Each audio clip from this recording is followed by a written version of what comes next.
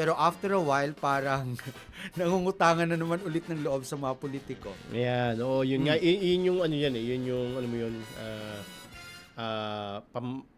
malaking suliranin ay yung pangungutangan ng loob sa politiko. At yung politiko na yan, ang tendency ay gampanan yung kanyang trabaho na para lang tanawan siya ng utang na loob. Para yung So, halimbawa, bigas, magbibigay siya ng bigas, iaabot niya yung bigas. Pero ang totoo, it can be, ano mo yun, i-ration mo ng maayos, nang walang pinipili, nang walang pabor, nang walang mga nyupapa sa'yo, nang wala kang panghahawakan na, Mayor, sa susunod na eleksyon dahil binigyan mo ako ng bigas, ikaw ang aking boboto. Prof. Facilito, halimbawa, yung ayuda sa mga senior citizen, bakit kailangan pa pumila yung mga matatanda ng matagal at maghintay para lang iabot sa kanilang ng mga politiko ang ayuda? Bakit hindi na ibigay sa bahay-bahay? Samantalang, nung kampanya, nagbabahay-bahay sila. Ganon din yung mga halimbawa, mga ayuda na ibinibigay sa mga gumagraduate ng school. Bakit kailangan nakapila ang mga politiko pagkatapos sila yung magbibigay ng ayuda doon sa mga graduates?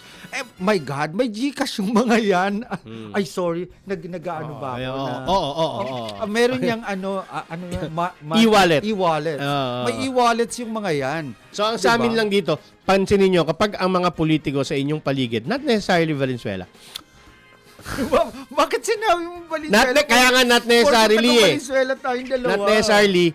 Pansinin nyo na kapag ka namimigay ng mga ayuda, tulong na yan, at kailangan pa silang puntahan at magkaroon ng programa, ay may pansinin ninyo at isang umaatikabong red flag yan. Ang tingin ko kapag ka may pila para sa ayuda and efficient ang gobyerno. Yes, kasi hindi dapat pumipila ang mga tao para sa serbisyo na dapat ibinibigay sa kanila ng diretso. Dahil alam naman ho nila ang bahay ninyo. Totoo, kasi pinuntahan nila kayo nung nangangampanya sila. Pagkatapos ngayon, magbibigay sila ng pera na galing din naman sa inyo. Pagkatapos pipila pa kayo para makita ang mga mukha nila. Hindi nyo naman gustong makita ang mukha nila pala. Dahil manatiling nakatutok sa Abante, sundan kami sa aming mga social media accounts at huwag kalimutang mag-subscribe sa aming YouTube channel, DWAR Abante Radio, para sa mga eksklusibong balita.